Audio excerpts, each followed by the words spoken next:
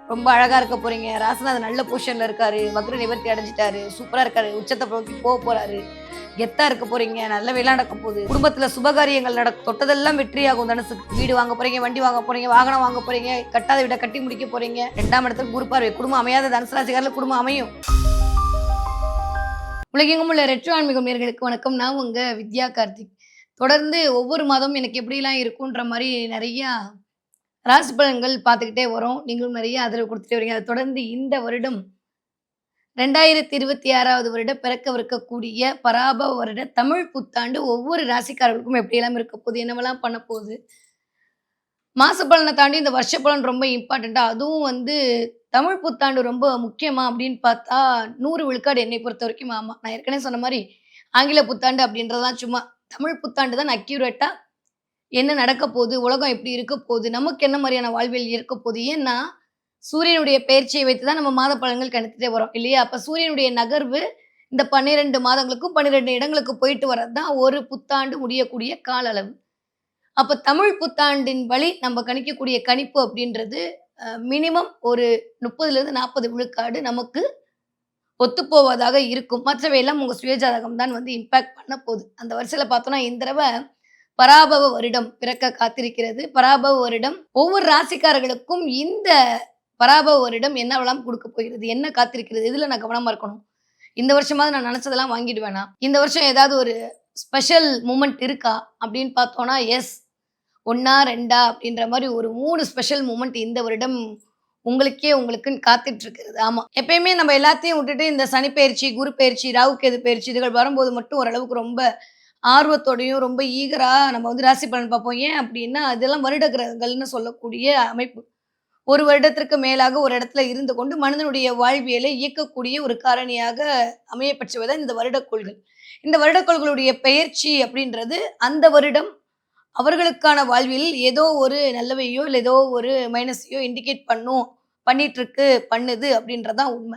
அந்த வகையில பார்த்தோம்னா, இந்த தடவ 12 வருடத்திற்கு அப்புறமாக குரு தன்னுடைய உச்ச வீட்டை நோக்கி அமரப் போகிறார். எப்போ? ஜூன் மாதம் 1ஆம் தேதி. ஸோ இந்த தடவ பராபவ வருடத்தில் குரு பெயர்ச்சி இருக்கு. அத தாண்டி டிசம்பர் மாசம் 5ஆம் தேதி ராகு கேதுக்கள் தன்னுடைய இடங்கள்ல இருந்து இறங்கி வரப்போறாங்க. 11ஆம் வீட்டில் இருக்கக்கூடிய ராகு காலபுருஷனுக்கு 11ஆம் வீட்டில் இருக்கக்கூடிய ராகு அப்படியே இறங்கி மகரத்தை நோக்கியும், சிம்மத்தில் இருக்கக்கூடிய கேது அப்படியே மேலே ஏறி கடகத்தை நோக்கியும் தன்னுடைய இருப்பை நிறுத்திக் கொள்ளப் போகிறார்கள். அந்த மாரி குரு 12 வருடங்களுக்கு அப்புறமாக தனக்கு பிடிச்ச உச்ச வீடான கடகத்தில் அமரப் போகிறார். அமர்ந்து அவர் பார்க்கக்கூடிய பார்வை என்பது கிட்டத்தட்ட 6ஆம் இடம், 8ஆம் இடம், 10ஆம் இடத்தை இயக்கப் போறார். வேலை, தொழில், திடீர் அதிர்ஷ்டம் எல்லாத்தையும் உலக மக்களுக்கு குடுக்க குரு தயாராகிட்டார். ஓகே. அத தாண்டி இன்னொன்னு இருக்கு ஜோதிடத்துல ரொம்ப சிறப்பான விஷயம். குரு, கேது எப்பொழுதெல்லாம் இணைகிறதோ அப்ப கேள யோகம் உண்டாகும். What is the meaning of கேள யோகம்னா கோடீஸ்வர யோகம் வரும். அப்ப குரு இருக்கக்கூடிய 4ஆம் இடத்துல கடகத்தை நோக்கி கேது தன்னுடைய இருப்பை செலுத்தப் போறாரு. எப்போ? டிசம்பர் மாசம். அந்த டிசம்பர் மாசத்திலிருந்து அந்த கேள யோகம் அப்படின்றது எகைன் குருவுடைய பெயர்ச்சி சிம்மத்துக்கு வர வரைக்கும் நிகழப்போகிறது. இந்த மாரியான ஒரு சூப்பரான ஃபென்டாஸ்டிக்கான ஒரு அமைப்போட இந்த பராபவ வருடம் இனிதே பிறக்க காத்திருக்கிறது. ஸோ கோச்சாரத்தெல்லாம் நம்ம பார்த்தாச்சு. இப்போ ஒவ்வொரு ராசிக்காரர்களுக்கும் என்னவெல்லாம் செய்யப் போகிறது? என்ன மாரிலாம் இருக்க போது? இந்த ஒரு வருடம் நான் நெனச்சதெல்லாம் வாங்கிடுவேனா? அப்படின்னு வாங்க பார்க்கலாம். தன்னலமே இல்லாத நான் சுயம் அப்படின்னு சொல்றதுல அதீத கர்வம் வைத்திருக்கக்கூடிய நெருப்பு ராசியான தனுசு ராசிக்காரர்களுக்கு. தனுசு ராசிக்காரர்களுக்கு என்ன மேடம் பில்டப்லாம் ஓவரா இருக்கு அப்படின்னா, இருக்கு. வாங்க பார்க்கலாம். தனுசு ராசிக்காரர்களுக்கு எப்படி இருக்க போதுன்னா, இதுவரைக்கும் சூப்பரா இருக்கு. ஏன்னா குரு தான் வீட்ட தானே பார்க்குறான். ரொம்ப அழகா இருக்க போறீங்க. ராசிநாதன் நல்ல பொசிஷன்ல இருக்காரு. வக்ர நிவர்த்தி அடைஞ்சிட்டாரு. சூப்பரா இருக்காரு. உச்சத்த நோக்கி போறாரு. கெத்தா இருக்க போறீங்க. நல்ல வேலை நடக்க போகுது. செப்டம்பர் வரைக்கும் ஜூன் வரைக்கும் சூப்பர். ஜூனுக்கு அப்புறம் ரொம்ப கவனமா இருக்க வேண்டிய ஆட்கள் தனுசு ராசிக்காரங்க. சனியும் இருக்கிறது 4ஆம் வீட்ல. அர்த்த அஷ்டம சனின்னு பேரு இது பேரு. அஷ்டம சனியோட பாதி. அதுக்கப்புறம் குரு பலன் வரும். ஆனா செப்டம்பருக்கு அப்புறம் திரும்ப ராசிநாதன் கீழ வந்துருவாரு. ஆனா சிம்ம வீட்ல உட்கார்றதுன்றது ஒரு வகையில நம்மளுக்கு நல்ல விஷயம் தான். ஆனாலுமே உட்கார்ந்து குரு இருக்கிற இடத்த ஃப்ரீஸ் பண்ற இடத்துல பார்க்குற பார்வை சூப்பரா குடுக்குறாரு. வீடு கட்டாதவங்க வீடு கட்டி முடிச்சுருவீங்க. புதுசா வீடு வாங்குறதுக்கான எண்ணம் வரும். அம்மாக்கும் உங்களுக்கும் இருந்த பிரச்சனை சரியா போகும். இல்ல அம்மாக்கு ஏதாவது ஒரு லோன் வாங்கி சில விஷயத்த பண்ணணுன்ற மாரி பண்ணுவீங்க. குடும்பத்துல சுபகாரியங்கள் நடக்கும். தொட்டதெல்லாம் வெற்றியாகும் தனுசுக்கு. சோம்பேறித்தனம் மட்டும் அதிகரிக்கும். அத மட்டும் பார்த்துக்கங்க. நெறைய கொஞ்சம் பொறாமப்பட வைக்கும். அர்த்தாஷ்டம சனி சில பேர பொறாமன்னு சொல்ல வேணாம். நான் என் பாஷையில ஏக்கம்ன்னு பட வைக்கும். அதே மாரி கொஞ்சம் பேசுற நிதானமா இருக்கணும். 2ஆம் இடத்துக்கு ராகு வரப்போறாரு. எல்லாம் தெரியும்ன்னு பிரம்மாண்டமா பேச வச்சு ஆப்பு வச்சுருவாரு. யாரையும் அண்டர் எஸ்டிமேட் பண்ணாதீங்க தனுசு ராசிக்காரங்க. இந்த தடவ அதெல்லாம் நடக்கும். யூசுவலி நீங்க உண்டு உங்க வேலை உண்டுன்னு இருக்கிற ஆட்கள் தான் தனுசு ராசிக்காரங்க. உங்களா சீண்டுனா தான் நீங்க திரும்ப சீண்டுவீங்க. இல்லாட்டி ஏன் போய் தொலையறான் போன்னு விட்டு போயிடுவீங்க. அந்த அளவுக்கு நல்ல மனசு படைச்சவங்க தான் தனுசு ராசிக்காரங்க. ஆனா உங்களையே சீண்டுறதுக்கு தான் ஆள் வரும் இந்த தடவ. கவனமா இருக்கணும். அப்புறம் சனி வேலைய காட்டணும்ல. சுயம் பாதிக்கப்படும். இதுவரைக்கும் இருந்ததுல ஏதோ ஒரு நீங்களா மனசளவுல. நிஜமா அப்படின்னா இல்ல. ஏன்னா சனி ஒரு மாயைய தான் கிரியேட் பண்ணுவார். அந்த மாயைக்குள் மனசு மயங்கி நம்ம மனரீதியாக கஷ்டப்படுறது தான் ஒவ்வொரு தடவையும் ஒவ்வொரு சனியிலயும் நடக்குமே தவிர, ரொம்ப ரேரா தான் ஜாதகம் ரொம்ப மோசமா இருந்தா மட்டும் தான் இந்த 7 சனியிலயோ, அஷ்டம சனியிலயோ, அர்த்தாஷ்டம சனியிலயோ, கண்டக சனியிலயோ பிரச்சனை வருமே தவிர, மத்தபடி மனரீதியான பிரச்சனை தான் வரும். நெறைய பணத்துக்கு இருந்த இது சரியாயிடும். யாரையும் நம்பி சில விஷயத்த மேற்கொள்ளாதீர்கள். கடைசியில முதுகுல குத்திட்டு போயிடுவாங்க. 2ஆம் இடத்துக்கு ராகு வரும்போது அடுத்தவங்கள நம்புனீங்கன்னா கவனம். செப்டம்பர், அக்டோபருக்கு மேல ரொம்ப கவனமா இருக்க வேண்டிய காலகட்டம். 8ஆம் இடத்துல போய் ராசிநாதன் அமர்தல்ன்றது எனக்கு தெரிஞ்சு அவ்வளோ நல்லது கிடையாது. என்னதான் உச்சமாக இருந்தாலும் 8ஆம் இடத்த ஃப்ரீஸ் பண்ணுவார். ஓகே. பட் குரு விரிவடைய செய்வார். திடீர்னு சில விஷயத்த நடக்க வைப்பார். ஹெல்த் கவனமா பார்த்துக்கணும்.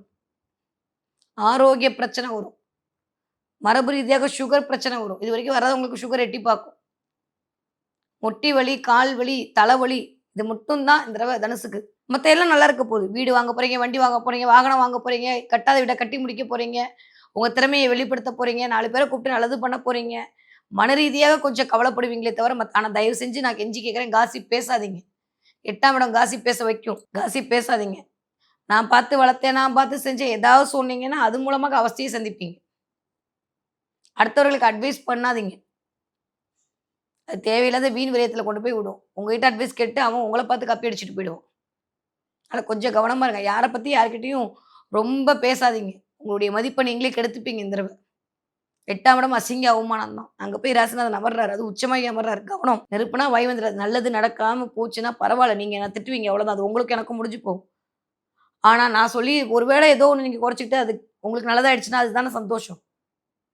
கொஞ்சம் கவனமா இருங்க. வண்டி வாகனத்துல போயிட்டு வர இடத்துல, வெளியில வெளில டிராவல் பண்ற இடத்துல, 3ஆம் இடத்துல ராகு இருக்கிற வரைக்கும் நெறைய அலைய வைப்பார்.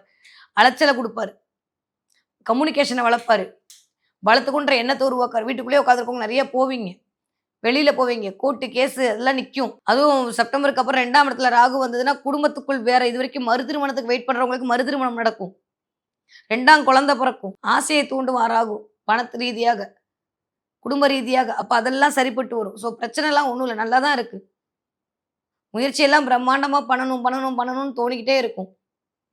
இந்த 3ஆம் இடம் தான் காசிப்ப சொல்ற இடம். அங்க போய் ராகு உட்கார்ந்திருக்கான். அதனால தான் சொல்றேன். கொஞ்சம் காசிப் பேசாதீங்க. கொஞ்சம் இந்த நாள்ல சனி இருக்கும்போது அடுத்தவர்களை பார்த்து பொறாமப்பட வைக்கும். பொறாமப்படாதீங்க. நம்மளுக்கு வேலை நெறைய இருக்கு. தனுசு ராசிக்காரரை பொறுத்தவரைக்கும் கொஞ்சம் அலர்ட்டா தான் இருக்கணும் இந்த வருடம். திறமை, தன்னம்பிக்கை, சாப்பிடுறதுக்கு நேரம் இருக்காது. சாப்பிட முடியாம எதையாவது ஒரு வேலை இழுத்துக்கிட்டே இருக்கும். குரு பார்க்க வரும்போது அது நல்லா சாப்பிடுறதுக்கான வாய்ப்பெல்லாம் இருக்கும். கொஞ்சம் அக்கா, தங்கச்சிகிட்ட கவனமா இருங்க. சரியா? மத்தபடி எல்லாம் சூப்பரா இருக்கு. படிக்கிற பிள்ளைங்க எப்படி படிப்பீங்க? ரொம்ப நல்லா படிப்பீங்க. 2ஆம் இடத்திற்கு குரு பார்வை. வேற என்ன வேணும்? ஜெயிச்சுடுவீங்க. தனுசு ராசிக்கார பிள்ளைங்க இந்த தடவ ஜெயிச்சுடுவீங்க. 20 வயதிலேருந்து 40 வயது இருக்கக்கூடியக்காரர்களுக்கு சூப்பரா இருக்கு டைம் பீரியட். ஏன்னா தசாபுத்திய பொறுத்து இந்த வயது ஒருத்தவங்களுக்கு அல்டிமேட். 2ஆம் இடத்துக்கு குரு பார்வை. குடும்பம் அமையாத தனுசு ராசிக்காரர்களுக்கு குடும்பம் அமையும். ரொம்ப நாளா இழுத்துட்டு இருக்கு. என் புள்ள மூல நட்சத்திரம், என் புள்ள பூர நட்சத்திரம். வரமே அறையவன். இந்த வரன் அமையும். குழந்தை பிறக்கும்.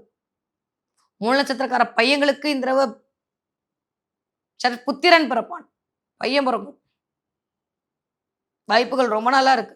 இல்ல பையனுக்கு ஏதாவது பண்ணுவாங்க மூல நட்சத்திரக்கார பசங்க. மூல நட்சத்திரக்கார பெண்களாக இருந்தீங்கன்னா இந்த தடவ சேர்க்கை உண்டு. இதுவரைக்கும் விட்ட பிடியிலிருந்து வெளில வருவீங்க. நல்லா இருக்கு. திடீர்னு ஒண்ண கத்துக்க போவீங்க. நெறைய பேருக்கு இந்த புதனுடைய ஆளுமைக்குள் வேலை கிடைக்கும். வாயால் பிழைக்கக்கூடிய தொழில் செய்வீர்கள். 2ஆம் இடத்துக்கு குரு பார்வை இருந்ததுன்னா. யாரெல்லாம் டீச்சிங் ஃபீல்ட்ல இருக்கீங்களோ, யாரெல்லாம் ரியல் எஸ்டேட் பண்றீங்களோ, யாரெல்லாம் ஃபுட் இண்டஸ்ட்ரியில இருக்கீங்களோ, மார்க்கெட்டிங் ஃபீல்ட்ல இருக்கீங்களோ, பேச்சை தொழிலாக கொண்டு பிழைக்கக்கூடிய தனுசு ராசிக்காரர்களுக்கு செம்ம டிரான்ஸ்ஃபர்மேஷன். பணவரவு அல்டிமேட்டா இருக்கு. கவலையே பட வேணாம். 40 வயதிலிருந்து 60 வயது இருக்கவங்களுக்கு ஆரோக்கியத்த பார்த்துக்கணும். எஸ்பெஷலி ஹெல்த்த பார்த்துக்கணும். சுகர பார்த்துக்கணும். பிபிய பார்த்துக்கணும். பரம்பரை நோய்கள் சில தாக்கும். கவனம். யார பத்தியும் காசிப் பேசாதீங்க. பிரச்சனையில ஃபேஸ் பண்ணுவீங்க. கூடா நட்பு கேடு விளைவிக்கும். உங்கள உசுப்பேத்தி விட்டு, உங்கள வச்சு அவங்க குளிர் காய்ஞ்சிட்டு போயிடுவாங்க. அவன பத்தி குளிர் காயறான்னு தெரியாமயே மாட்டிப்பீங்க. கவனமா இருக்கணும். மன ரீதியாக எதையும் பத்தி போட்டு குழப்பிக்காதீங்க. எல்லாம் நல்லது தான் நடக்க போகுது. குரு பார்க்கும்போது இன்னும் நல்லது தான் நடக்கும். ஒரு 2, 3 மாசம் கொஞ்சம் ஒரு மாரி இருக்கும். பார்த்து நடந்துக்கங்க. இந்த தடவ என்ன தெய்வத்தை வழிபாடு செய்யலாம்? ஆஞ்சநேயர் வழிபாடு மிகச்சரியான யோகத்த குடுக்கும். ஒரு வெத்தல ரூ. 1 ஒரு பாக்கு. எல்லா வீடியோலும் சொல்றேன். உங்களுக்கும் சொல்றேன்.